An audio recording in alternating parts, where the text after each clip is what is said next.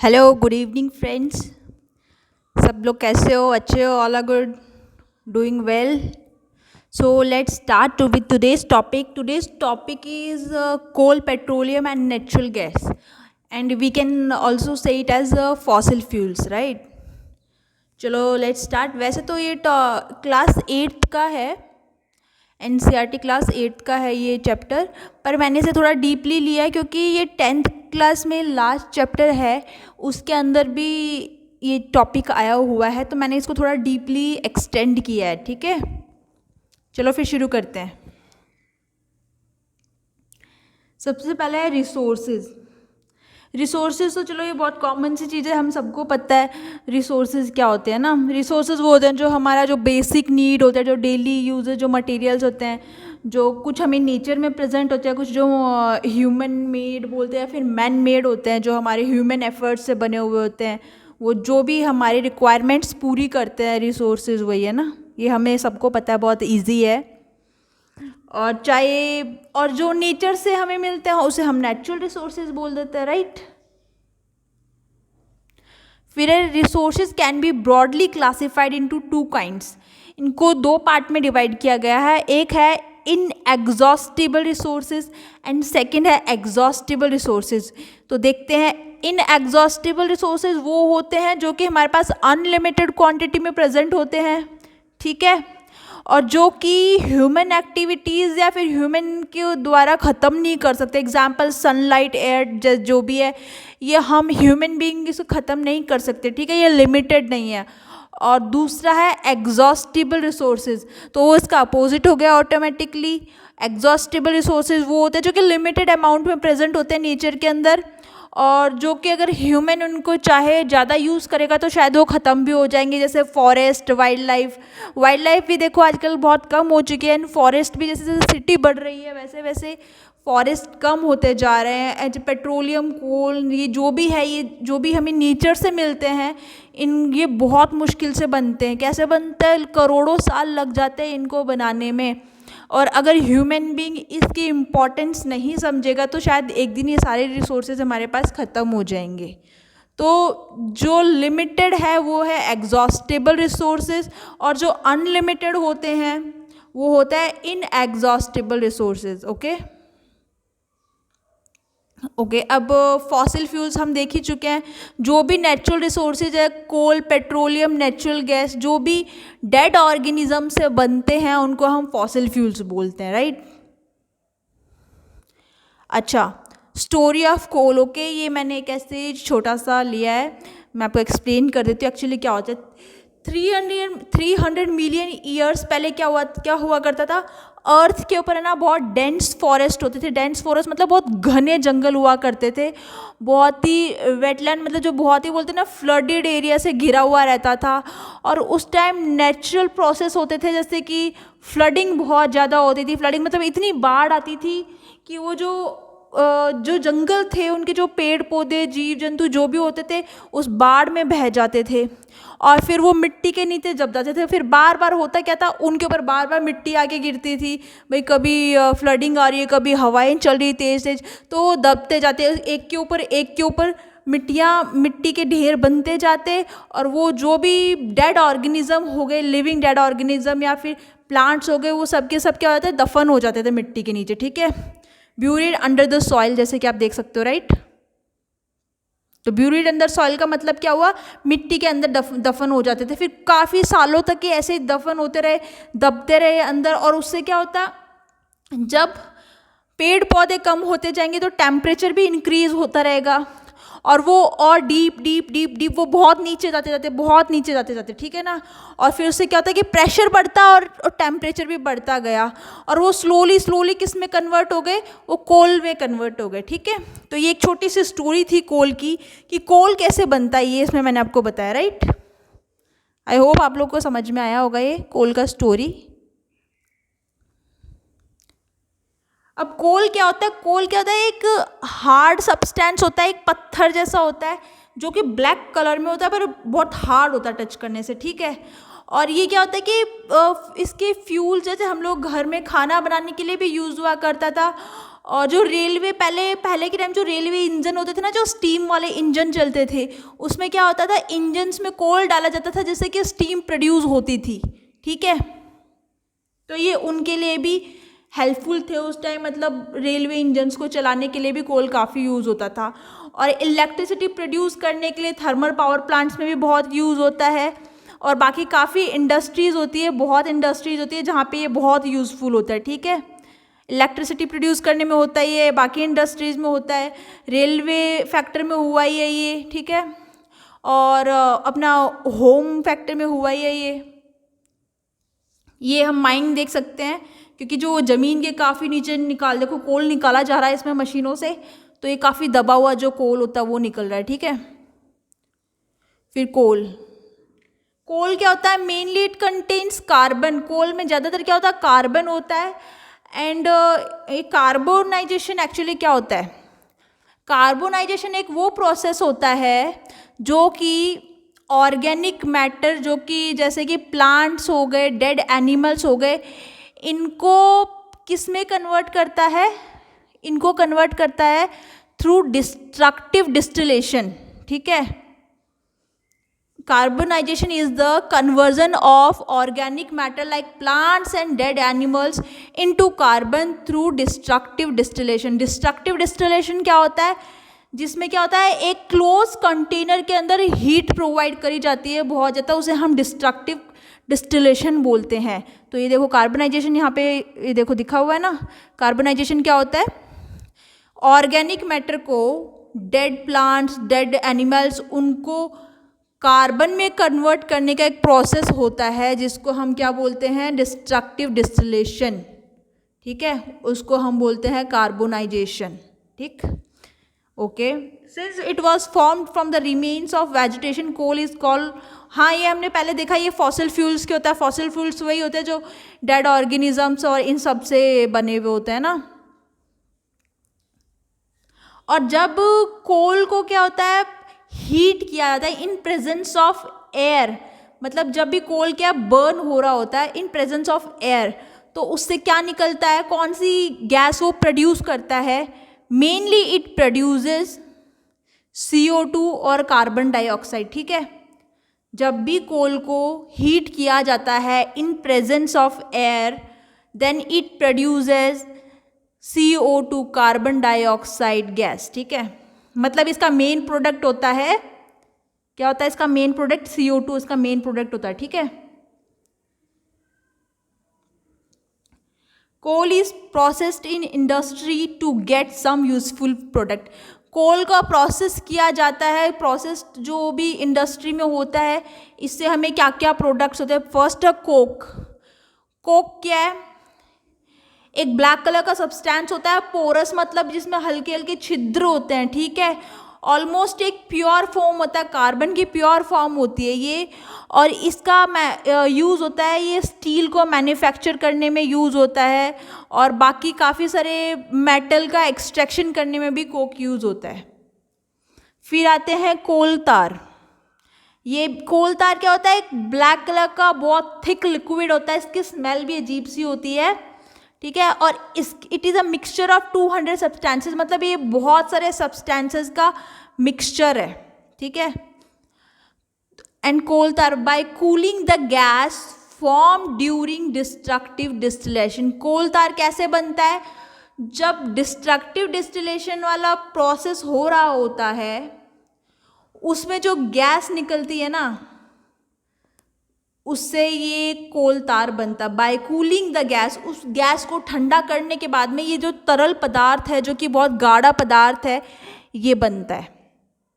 Products obtained from कोल तार are, ये सारे वो प्रोडक्ट्स बता दिए हैं, पेंट हो गए, कुछ भी है जो भी परफ्यूम, ड्रग्स, सिंथेटिक डाइज वगैरह, ये सब किससे हमें मिलते हैं, कोल तार से मिलते हैं। और naphthalene balls are use to repel moths and other, okay naphthalene balls वगैरह में भी कोल तार से मतलब ऑब्टेन किया जाता है, उनमें भी बहुत हेल्पफुल है ये। फिर हम आते हैं कोल गैस पे। कोल गैस कैसे मिलती है हमें, जब कोल से कोक बनने का प्रोसेस हो रहा होता है, उसमें हमें जो गैस रिलीज की जाती है, जब कोल से कोक बनने की जो प्रोसेसिंग हो रही होती है और उसमें जो गैस रिलीज होती है उस गैस को बोलते हैं कोल गैस, ठीक है। It is used as fuel in many industry situated, okay, जो भी इंडस्ट्रीज होती है उनमें काफ़ी मतलब जो it is use as a fuel, मतलब ये फ्यूल की तरह यूज़ किया जाता है। और ये जो सारी इंडस्ट्रीज होती है ना, ये जो प्लांट्स होते हैं सब आसपास ही होते हैं ताकि उन लोगों को ये प्राप्त करना बहुत आसान हो जाता है। And coal gas is the mixture of, कौन कौन सी गैस का मिक्सचर है? मेनली कोल गैस मिक्सचर है hydrogen, methane CH4 and carbon monoxide, ठीक है, कार्बन मोनोऑक्साइड, इन सब का मिक्सचर है कोल गैस, ठीक है। और कोल गैस किस काम में आता है? जो हीटिंग पर्पस होते हैं और जो लाइटनिंग पर्पस होते हैं ना इंडस्ट्रीज में, उनके अंदर कोल गैस बहुत यूज होती है। और कोल गैस क्या होता है? Mostly coal gas contains methane, mainly इसके अंदर क्या यूज होता है कोल गैस में? मेनली मीथेन प्रोडक्ट बहुत ज़्यादा होता है, ठीक है, मीथेन CH4, ठीक है, ओके। चलो मैं आपको इसका रिएक्शन दिखा देती हूँ कोल गैस का। CH4 मतलब मीथेन प्लस ऑक्सीजन गिव्स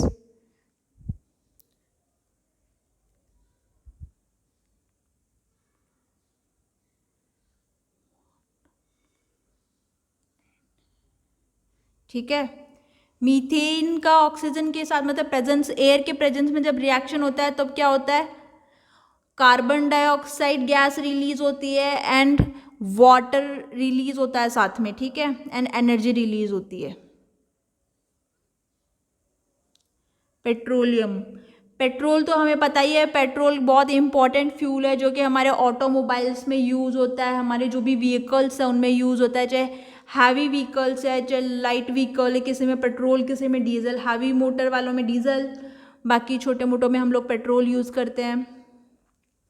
और जो पेट्रोल एंड डीजल कहाँ से, कौन से नेचुरल रिसोर्सेज है जहाँ से हमें मिलता है उसको हम पेट्रोलियम बोलते हैं, ठीक है। ये देखो पेट्रोलियम रिफाइनरी ऐसी होती है। अब आते हैं फॉर्मेशन ऑफ पेट्रोलियम। पेट्रोलियम क्या होता है कि जब समुद्र के अंदर मतलब सी के अंदर जो ऑर्गेनिजम्स होते हैं ना, लिविंग ऑर्गेनिजम्स, उससे पेट्रोलियम वाली चीज़ बनती है, ठीक है। As these organism dies their bodies settle at the bottom of the sea and got covered with layers of sand and clay. हमारे उसके अंदर समुद्र के अंदर सी जो होता है उसके अंदर क्ले प्रेजेंट होती है और मिट्टी भी होती है उसके अंदर। तो जब जो वाटर बॉडीज होती है, जो लिविंग वाटर बॉडीज होती है, जब वो मर जाती है तो उससे क्या होता है, वो नीचे जाके जो सी के जो नीचे सबसे जो नीची परत है वहाँ पे जाके सेटल डाउन हो जाती है। सेटल डाउन होने के बाद क्या होती है, उसके ऊपर धीरे धीरे, जैसे कोल वाली स्टोरी में हमने देखा था ना, धीरे धीरे उसके ऊपर मिट्टी जमती जाती है, वैसे इसके ऊपर लेयर ऑफ मिट्टी क्ले सबसे कवर्ड होते जाता है। फिर ओवर मिलियंस ईयर्स तक ये क्या होता है, इसको न हवा मिलती है न टेम्परेचर, हाई प्रेशर जो भी होता है।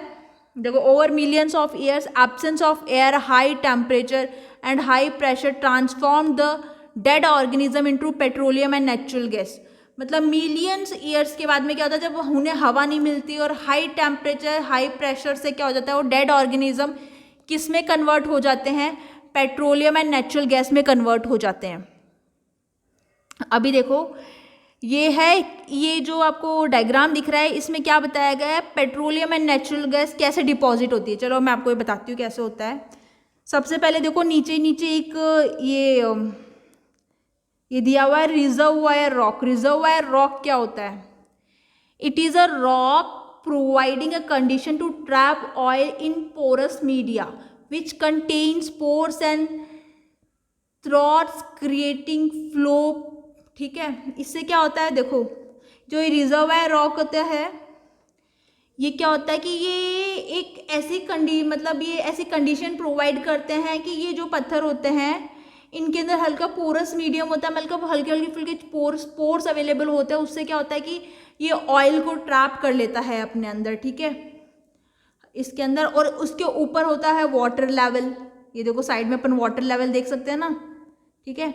उसके बाद में क्या होता है, मशीनों से इसके अंदर जो मशीनें लगाई जाएगी, उसके बाद में इसको ऊपर तलर खींच के ये ऑयल निकाला जाता है इन रॉक्स में से। तो देखो ये ऊपर ऑयल आ गया, ऑयल के ऊपर गैस आ गई, जो दोनों इनको सेपरेट कर दिए जाते हैं। रिफाइनरी हम बोलते हैं ना, रिफाइनिंग के प्रोसेस से दोनों को सेपरेट करते हैं। अब ये दो वेल बने हुए जिनको कुएं बोलते हैं, तो एक गैस वाला है जिसमें हमें गैस मिलेगी, और एक क्या है, ऑयल वाला है। फिर इनके ऊपर देखो एक और रॉक वाली परत है जिसको बोलते हैं इम्परवियस रॉक। इम्परवियस रॉक क्या होती है, which will not permit oil, water और gas to flow through it. ये एक ऐसी लेयर है, सॉरी, ये वाली एक ऐसी लेयर है, इससे क्या होगा, इस लेयर से ना तो ऑयल पास हो सकता है, न पानी न गैस, ये इसके थ्रू बहने नहीं देती। ये एक ऐसी जो रॉक की जो लेयर बनी हुई है सबसे ऊपर वाली, इस लेयर से कोई भी इनमें से पास नहीं हो पाएगा, ठीक है। और उसके बाद मशीनों से ये कुएं हो ही गए, इन कुओं में से हम भी निकाल लेते हैं, गैस हो गया, ऑयल हो गया, जो रिफाइनरी प्रोसेस होता है उससे, ठीक है। ये देखो रिफाइनिंग ऑफ पेट्रोलियम का, ये देखो कितनी बड़ी बड़ी मशीन्स हम इस पिक्चर में देख सकते हैं। ओके, पेट्रोलियम कैसा होता है, एक डार्क ऑयली लिक्विड होता है, थोड़ा गाढ़ा गाढ़ा सा होता है, और मतलब बहुत ज़्यादा गाढ़ा भी नहीं होता और बहुत ज़्यादा पतला भी नहीं होता, ओके ओके होता है, और बहुत डार्क और ऑयली होता है। और इसका स्मेल तो हमें पता ही होता है, अनप्लेजेंट सा स्मेल होता है। और ये क्या होता है, it is a mixture of various constituents such as, किस किस का मिक्सचर है, इसमें पेट्रोलियम गैस भी होती है, पेट्रोल भी है, डीजल भी है, ल्यूब्रिकेटिंग ऑयल भी है, पैराफिन वैक्स वगैरह ये सब भी होते हैं इसमें, ठीक है। और इसके बाद में इन सबको सेपरेट किया जाता है, उस प्रोसेस को बोलते हैं रिफाइनिंग। इन सारे कॉन्स्टिट्यूएंट्स को सेपरेट किया जाता है रिफाइनिंग के प्रोसेस से, ठीक है। और ये सब कहाँ होता है, पेट्रोलियम रिफाइनरी में होता है। अब ये सब हम देख सकते हैं कॉन्स्टिट्यूएंट्स है ये सारे, और ये इनके यूजेज है, ये आप एक बार गो थ्रू कर सकते हैं। जैसे एलपीजी वगैरह घर पे यूज़ होता है, पेट्रोल ऑटोमोबाइल्स वगैरह में यूज़ होता है, व्हीकल्स वगैरह, क्लीनिंग वगैरह, ड्राई क्लीनिंग में भी पेट्रोल यूज़ होता है, राइट। कैरोसिन भी, स्टोव्स वगैरह जलाते हैं, लैम्प्स हो गए, एयरक्राफ्ट, इन सब में यूज़ होता है। डीजल भी व्हीकल्स में एंड काफ़ी जगह जनरेटर वगैरह में यूज़ होता है। लुब्रिकेटिंग ऑयल, लुब्रिकेशन मतलब क्या होता है, जहाँ का ड्राइनेस आ जाती है और उस चीज़ को वो ड्राइनेस हटाने के लिए लुब्रिकेटिंग ऑयल यूज़ किया जाता है। पैराफिन वैक्स भी आप देख सकते हो, ऑइंटमेंट, कैंडल, वैसलीन, जिनमें हम नहीं बोलते पेट्रोलियम जेली, वैसलीन में हम नहीं बोलते कि इसमें पेट्रोलियम जेली आती है, वो क्या चीज़ होता है, वो यही चीज़ होती है, ठीक है। क्योंकि पेट्रोलियम जेली उसको क्यों बोलते हैं, क्योंकि पैराफिन वैक्स जो होता है वो कहाँ से मिला, एक्चुअली मिला तो पेट्रोलियम से ही है ना, इसलिए हम उसमें देखना वैसलीन के ऊपर लिखा रहता है पेट्रोलियम जेली, ठीक है। And bitumen paint and road वगैरह का जो काम होता है ना, उनमें यूज़ होता है। फिर ऑयल एंड नेचुरल गैस हुआ created from organisms that live in the water and were buried under ocean और रिवर सेडिमेंट्स। मतलब ऑयल एंड नेचुरल गैस कैसे बना था, वही जो ऑर्गेनिजम्स जो इसके अंदर थे, वाटर के अंदर थे, वो सब वहीं पे एक बार रहते थे, फिर वो डेड ऑर्गेनिज्म में कन्वर्ट हो जाते हैं, फिर उनके ऊपर जो सेडिमेंट्स का मतलब वो होता है एक थिक सब्सटेंस वगैरह, मतलब मिट्टी हो गए, पत्थर वगैरह जो अंदर सी में प्रेजेंट होते हैं, क्ले वगैरह, वो उन पे आके परत जमाने लग गई, फिर सालों काफ़ी सालों में, करोड़ों सालों में फिर जाके वो बनता है। Natural gas is a mixture of hydrocarbon compounds which are multiple combination of carbon and hydrogen gas. Okay, natural gas क्या है, ये हाइड्रोकार्बन का मिक्सचर है, हाइड्रोकार्बन के जो कंपाउंड्स है उनका एक मिक्सचर है जो, and it is a multiple combination of carbon and hydrogen. मतलब बहुत सारे कार्बन एटम्स एंड बहुत सारे हाइड्रोजन एटम जब आपस में जुड़ते हैं तो नेचुरल गैस का फॉर्म होता है, ठीक है, फॉर्मेशन ऑफ नेचुरल गैस होता है।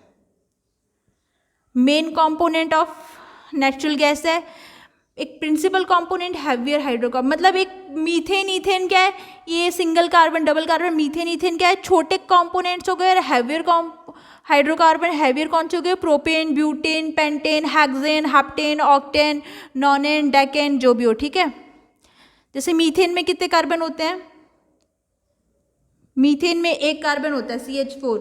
ईथेन में क्या होता है, इथेन में 2 कार्बन होता है, ठीक है।